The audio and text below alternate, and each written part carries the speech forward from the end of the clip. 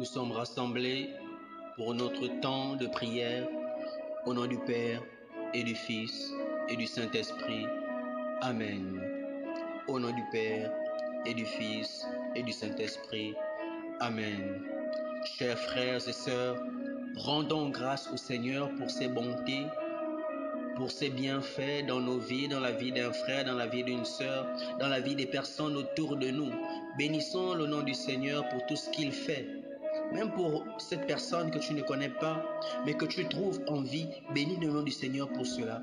Bénis le nom du Seigneur pour sa créature, pour tout ce qu'il te permet, pour le souffle de vie qu'il te donne, quelle que soit la situation que tu as, quelle que soit la situation que tu traverses, mais le fait déjà d'avoir le souffle de vie, qui te donne encore, qui est encore une chance du Seigneur, qui est encore une grâce pour le Seigneur pour te dire, qui veut te dire que c'est possible, que même si tu es malade, et que tu vis, que c'est possible encore la guérison.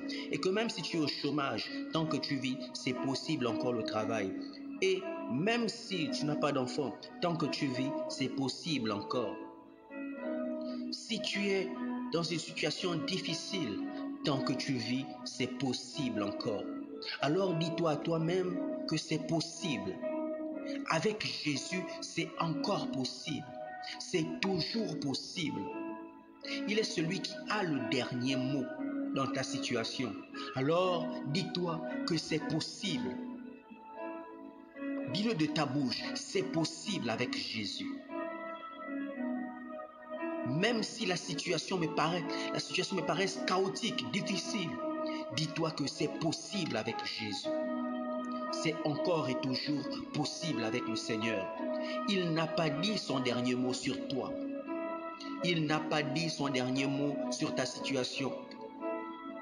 Il n'a pas dit son dernier mot sur la maladie de maman Françoise. Il n'a pas dit son dernier mot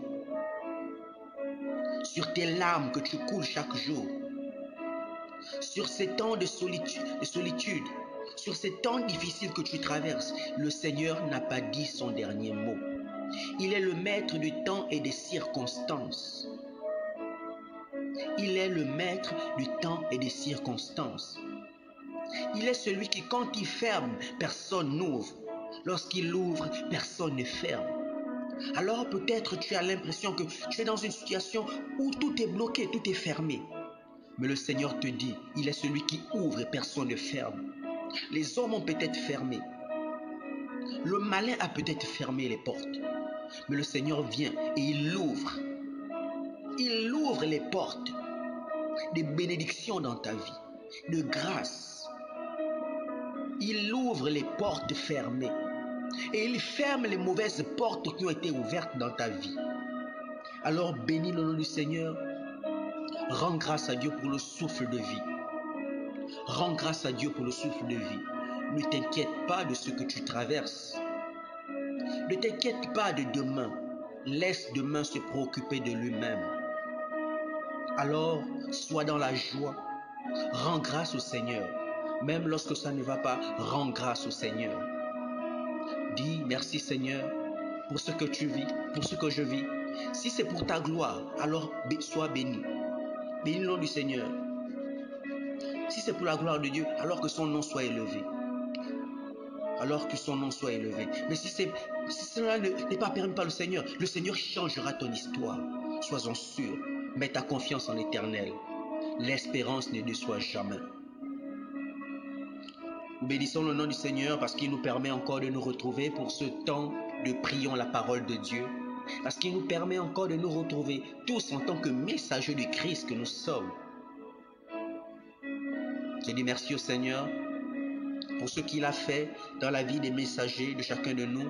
Parce que chaque jour est une nouvelle histoire avec le Seigneur. Parce que chaque jour, on réécrit des nouvelles choses. Et le Seigneur ne cesse de nous étonner de jour en jour. Le Seigneur ne cesse de nous orienter de jour en jour. Le Seigneur ne cesse de nous équiper de jour en jour. Alors que le nom du Seigneur soit béni pour ce qu'il fait dans ma vie, pour ce qu'il fait dans la vie des messagers, pour ce qu'il fait dans ta vie mon frère, pour ce qu'il fait dans ta vie ma sœur. Et nous prions le maître de la moisson afin qu'il envoie davantage de messagers. Qu'il envoie davantage et davantage de messagers. Je ne suis pas le seul messager. La sœur Mireille Marina n'est pas la seule messagère. Nous sommes tous appelés désormais à être des messagers du Christ. Alors si tu ressens cet appel, n'hésite pas. N'hésite pas à nous contacter afin que toi aussi tu fasses partie de cette grande famille de messagers que le Seigneur veut étendre au-delà de ces quelques voix que vous entendez souvent. Le Seigneur veut aussi t'utiliser, toi mon frère, toi ma sœur, pour répandre sa parole jusqu'aux extrémités de la terre. Alors sois béni, que le Seigneur localise encore, que le Seigneur choisisse encore des messagers et des messagères du Christ. Seigneur, nous te disons, la moisson est abondante, mais les ouvriers sont peu nombreux.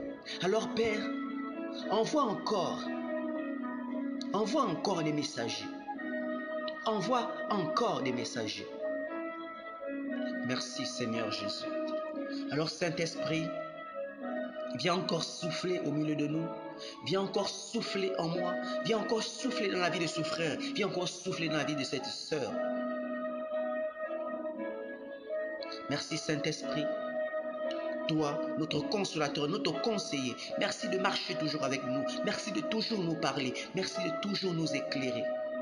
Merci de nous disposer encore ce soir pour entendre le Seigneur nous parler, pour recevoir la parole qui vient de Dieu. On nous a bien dit que l'homme ne vivra pas que du pain, mais de toute parole qui sort de la bouche de Dieu. Alors que cette parole qui sort de la bouche de Dieu nous nourrisse encore, nous équipe encore, nous fortifie encore. Qu'elle soit toujours lumière à nos pas. Nous voulons encore ce soir dévorer cette parole du Seigneur. Nous voulons encore écouter cette parole du Seigneur, l'accueillir et la mettre en pratique. Alors merci Saint-Esprit de nous disposer, de venir maintenant inspirer nos paroles, inspirer nos pensées. Que ce que j'ai à dire ce soir nous vienne de toi et de toi seul. Alors mon frère, ma soeur, nous continuons de méditer notre parole dans la parole de Dieu dans le livre de Ésaïe. Et ce soir, nous méditons Ésaïe au chapitre 23. Ésaïe, tout le chapitre 23. Nous n'allons pas proclamer, lire tout le chapitre 23. C'est pourquoi nous t'invitons aussi, toi mon frère, toi ma soeur, de prendre ta Bible et de lire Ésaïe au chapitre 23. Tout le chapitre 23. Ce sera du verset 1 au verset 18. 18 versets à méditer chez toi. Le Seigneur a un message pour toi. Il y a certainement un mot, une phrase, une parole pour toi ce soir. Le Seigneur a quelque chose pour toi. Alors nous allons méditer cette parole de Dieu. Nous allons lire quelques versets ici. Et de là où tu es, tu pourras aussi proclamer la parole de Dieu, la lire et la méditer. Et en faire même une lectio divina. Je proclame la parole de Dieu. Proclamation sur Tyr. Hurlez, vaisseaux de Tarsis, car Tyr est dévasté. Plus de maisons. On l'a su au retour de l'île de Chypre. Restez satisfaits, habitants de la côte marchand de Sidon, ville qui en envoie ses agents outre-mer. Le grand du Nil, les moissons du fleuve, importées par voie de mer, faisant sa richesse, elle détenait le marché des nations. Sois confondu, Sidon, car la mer, la forteresse de la mer a dit, je n'ai ni accouché ni enfanté, je n'ai pas eu de garçon à faire grandir, ni de fille à élever. Quand l'Égypte saura la nouvelle, aux nouvelles de Tyr, elle frémira. Passez vers Tarsis, hurlez, habitants de la côte. Est-ce là votre cité joyeuse? Son origine remontait aux jours les plus anciens. Elle portait au loin ses pas pour s'y établir.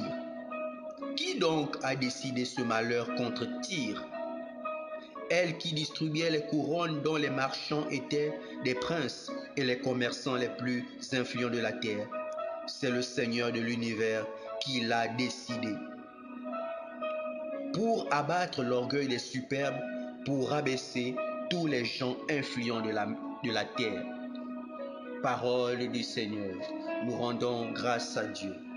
Là, nous venons de lire les 9 premiers versets. Il y a les autres que vous pourrez méditer chez vous. Alors aujourd'hui, la parole nous parle de la proclamation sur Tyr. Le prophète Isaïe prophétise encore sur Tyr. Ce prophète souvent qu'on qualifie de prophète de mauvaises nouvelles. Mais ce ne sont pas en réalité de mauvaises nouvelles. Ce n'est que ce que l'on mérite, ce qu'un peuple mérite. Lorsque le Seigneur adresse, c'est parce que le Seigneur a déjà fait preuve de patience, a déjà regardé, mais l'on est toujours resté sur le mauvais chemin. Alors il envoie son prophète nous prévenir de ce qui va arriver. Alors aujourd'hui, il y a la proclamation sur Tyr. Tyr, qui est cette ville qui se vante de ses richesses, qui n'accorde pas d'importance à la chose spirituelle, mais qui est plus tournée vers ses richesses, dont elle s'enorgueillit.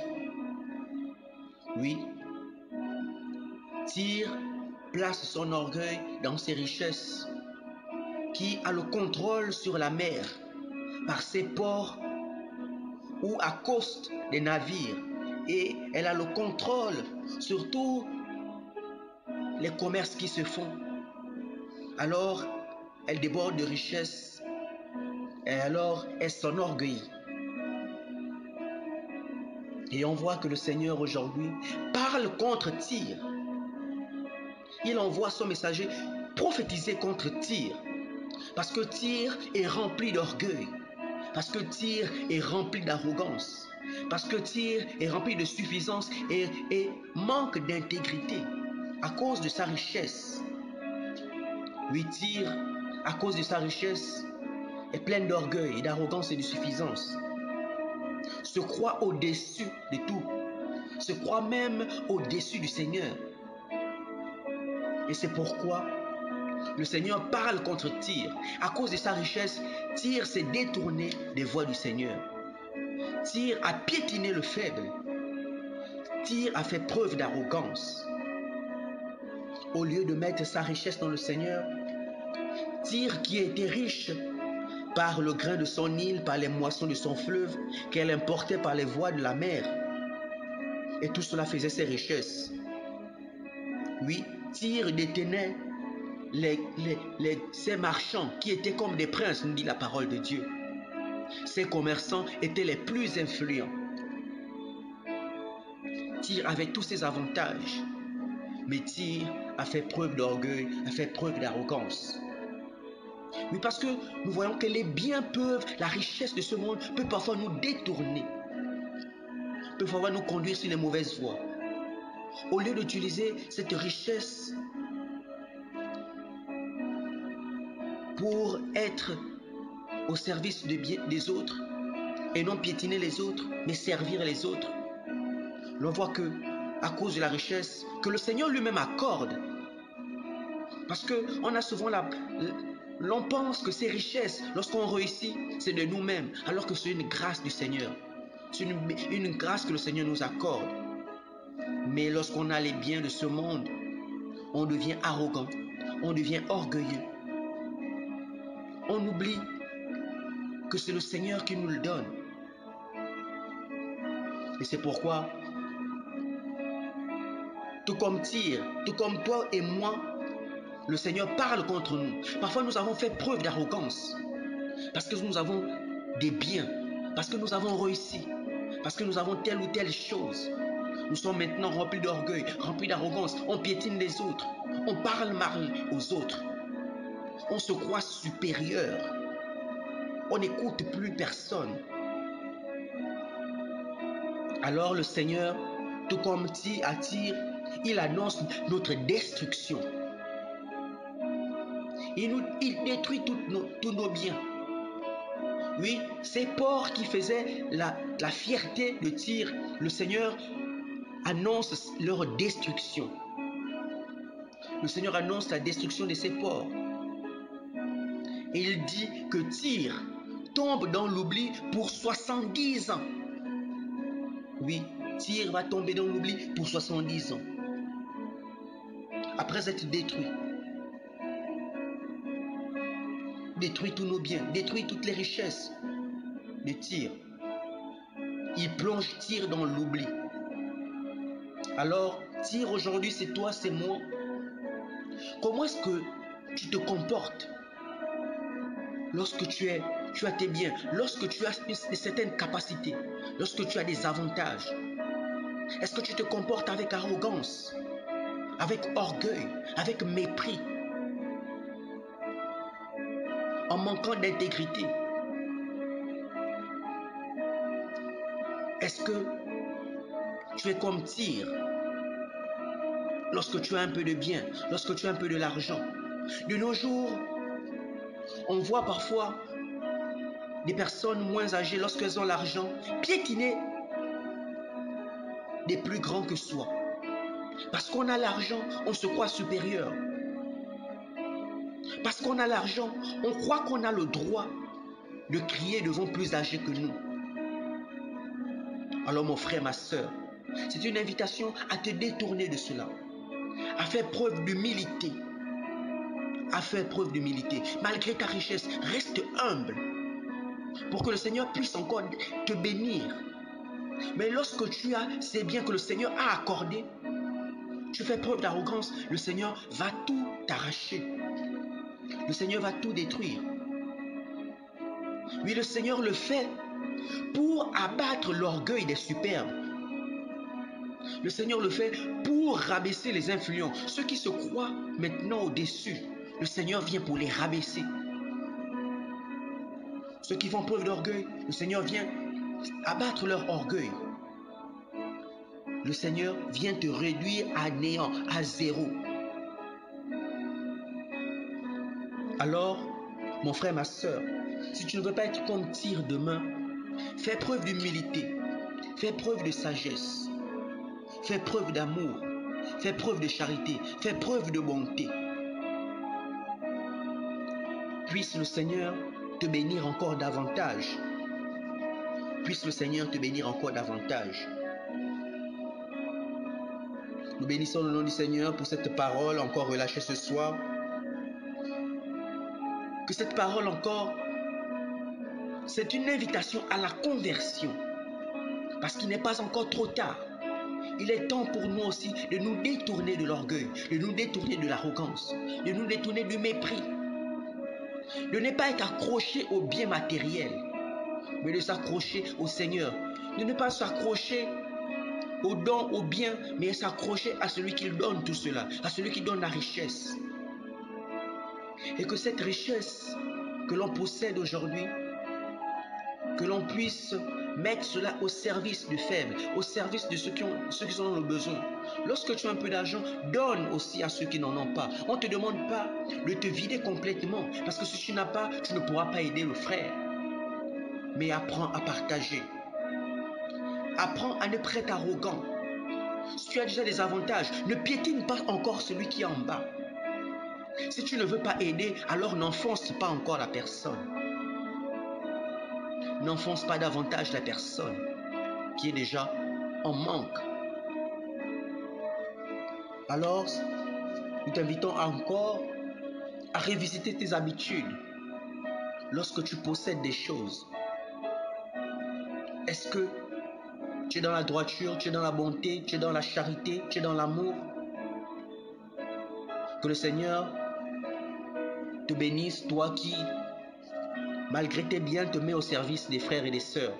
Ne laisse pas l'argent, les biens de ce monde te remplir d'orgueil, te remplir d'arrogance, te remplir de mépris. Mais au contraire, sois ce riche, humble et bon pour que le Seigneur te bénisse encore davantage.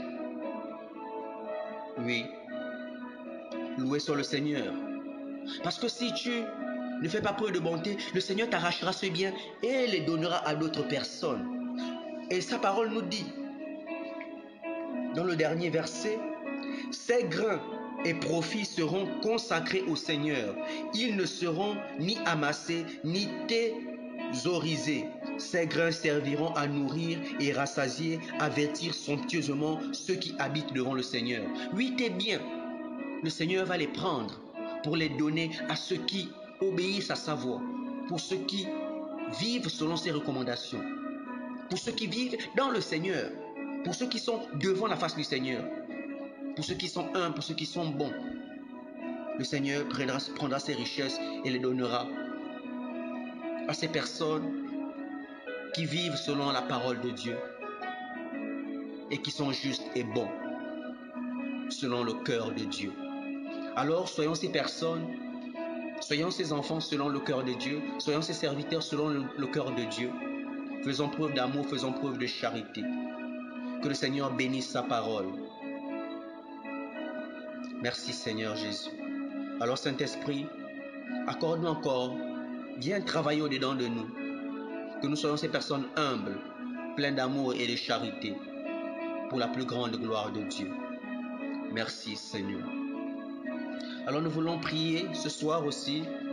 Je veux prier quelques secondes pour ces personnes qui traversent des moments difficiles, qui vivent des moments de dépression, de déprime. Que le Seigneur vous touche véritablement. Que le Seigneur apporte la paix. Cette dépression parfois due à l'échec, parfois due à des déceptions amoureuses ou à des échecs scolaires, professionnels, ou j'en passe, des causes multiples à toutes ces personnes dans la dépression, ces personnes attristées, qui sont parfois désormais repliées sur elles-mêmes, tristes, abattues, qui ont perdu le goût de la vie. Que le Seigneur vous touche et vous bénisse. Lui qui sonde les cœurs et les reins. Ces personnes qui traversent des moments de dépression silencieuse parfois, camouflées. Oui, parfois on peut être dépressif, mais cela ne se voit pas. Que le Seigneur vous touche. Que le Seigneur vous accorde la paix et la guérison. Que le Seigneur vous accorde la joie et le bonheur. Alors sois béni, toi qui m'écoutes. Alors mon frère, ma soeur, si tu traverses ces moments de dépression, ne reste pas enfermé. Parle à quelqu'un, ouvre-toi à ce frère, à cette soeur, que le Seigneur va mettre sur ton chemin. Je prie que le Seigneur mette sur ton chemin quelqu'un à l'écoute, qui te sortira, qui te tiendra la main. Et que le Saint-Esprit de Dieu te visite. Et que l'amour de Dieu te transperce maintenant. Et qu'il t'apporte paix et joie. Merci Seigneur pour ta parole. Merci de visiter toutes ces personnes dans la dépression.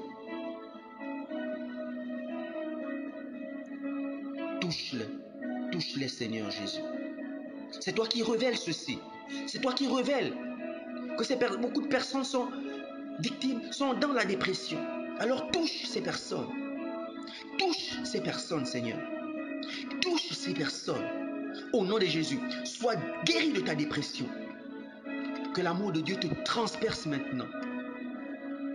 Que l'amour de Dieu te transperce. Le Seigneur vous dit, venez à moi, vous tous qui êtes fatigués et chargés. Venez à moi, vous tous qui êtes fatigués et chargés. Je vous apporterai du repos. Je vous accorderai du repos.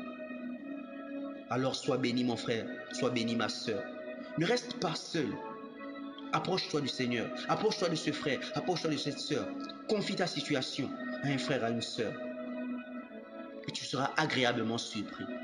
Que le Seigneur te touche maintenant pour sa plus grande gloire. Nous étions rassemblés pour ce temps de prière et de méditation de la parole de Dieu. Au nom du Père et du Fils et du Saint-Esprit. Amen.